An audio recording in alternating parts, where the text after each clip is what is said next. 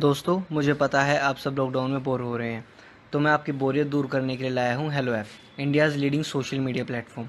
Hello app पे आपको मिलेंगे trending news, funny, educational, cooking, dance और भी बहुत सारे वीडियोस।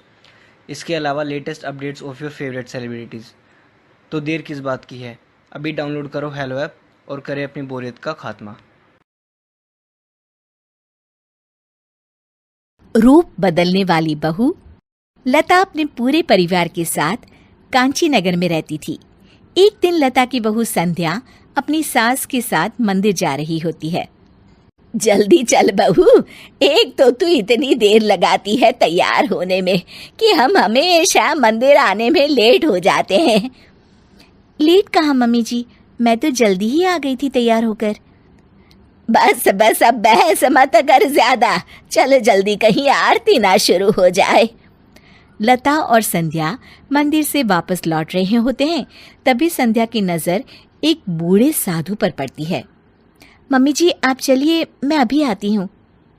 ठीक है बहू, पर जल्दी आ जाना। संध्या उस साधु के पास जाती है और उन्हें पानी पिलाती है।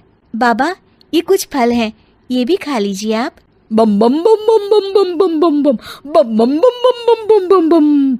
जीती रहो, सदा सुखी रहो।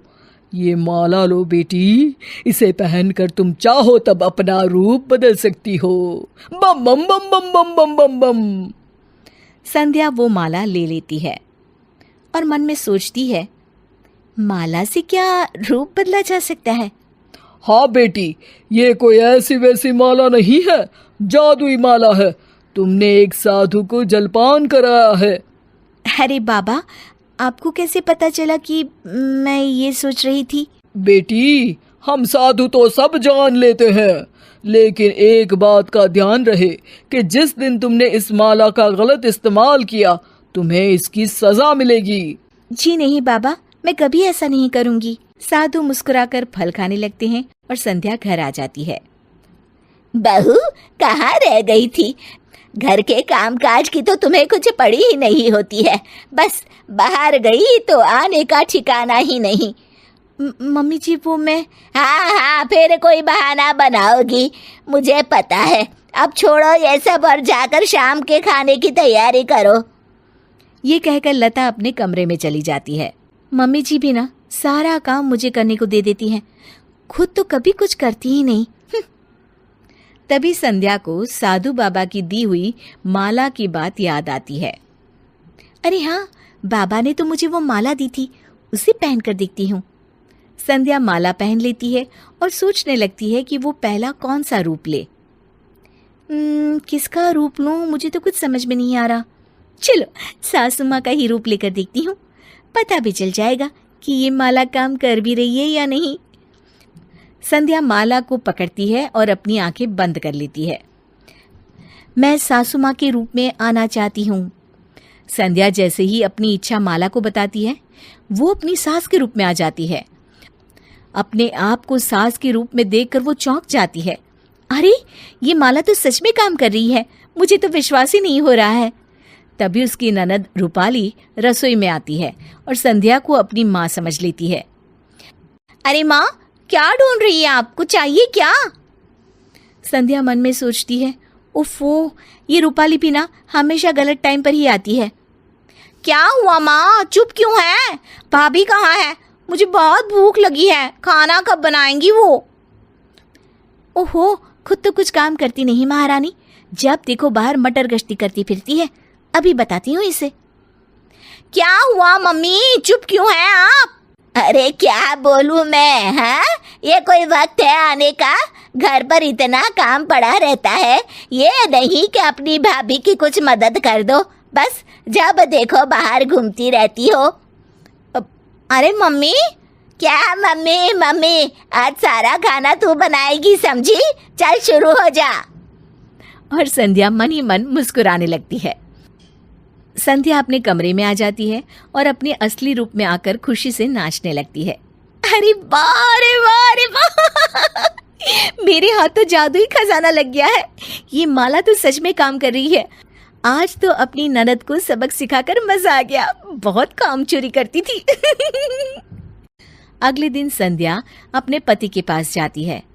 सुनिए ना, कितना वक्त हुआ, चलिए ना कहीं बाहर घुमाते हैं। अच्छा चलो एक काम करते हैं, सबसे पूछ लेते हैं, सब एक साथ ही चलते हैं।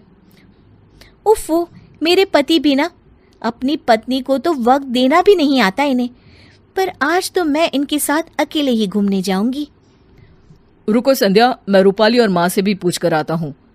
संध्या सूरज से पहले कमरे से बाहर आ जाती है और अपनी ननद का रूप धारण कर लेती है। अरे सूरज भैया, कहाँ जा रहे हैं? तेरे पास ही आ रहा था बहना। मैं और संध्या बाहर घूमने का प्लान बना रहे हैं, तो सोचा तुझसे और माँ से भी पूछ लूं। अरे आप दोनों ने अगर साथ में प्लान बनाया है तो आप दोनों ही जाओ ना और आपस में वक्त बिताओ। हम जाकर कबाब में हड्डी क्यों बने भैया? अरे पर रूपाली, मैंने सोचा कि पूरा परिवार साथ जाएगा तो मजा आएगा। अरे भैया, आप भी कितने बुद्धू हैं। आप भाभी के साथ थोड़ा वक्त बिताओ ना, अकेले में। हाँ हाँ भाई, तुम तो अब शादी के बाद वरुण के साथ ही जाओगी, हमारे साथ क्यों जाओगी? क्या भैया, आप भी? संध्या रूप बदलकर अपने मन की कर लेती है और अपने पति के साथ घूमने चली जाती है। संध्या अपने इस रूप बदलने की शक्ति का पूरा आनंद उठा रही होती है कि एक दिन उसकी ननद उसके पास आती है। क्या हुआ रूपाली, तू इतना रो क्यों रही है? भाभी, आपको पता है क्या हुआ? अरे जब तक तू बताएगी नहीं, मुझे क्या सपना आएगा? भाभी, मुझे लग रहा है कि आप लोगों ने मेरी शादी वरुण से तय करके गलती की है। अरे क्या हुआ, क्या किया वरुण ने? मैं उनसे लंच पर मिलने गई तो उनके फोन में ये लड़की की तस्वीर थी। जब मैंने पूछा तो कहा कि ऑफिस में मेरी जूनियर है और फोटो इसलिए है क्योंकि उनको अपने टीम रिकॉर्ड में लगाने के लिए चाहिए था। मुझे तो कुछ गड़बड़ लग रही है भाभी। उफ़ो, तू रोना बंद कर, मैं पता लगाती हूँ कि माजरा क्या है। मुझे तो इस लड़की की तस्वीर और वरुण के ऑफिस का एड्रेस दे दे। क्या संध्या अपनी ननद की इस समस्या का हल निकाल पाएगी? जानने के लिए देखिए रूप बदलने वाली बहू पार्ट 2।